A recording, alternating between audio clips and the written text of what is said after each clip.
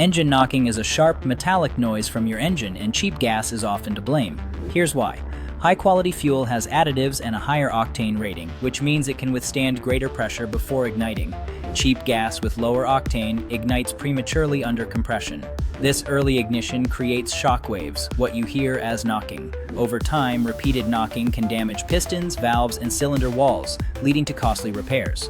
Always use the fuel grade recommended by your car's manufacturer to avoid this hidden danger.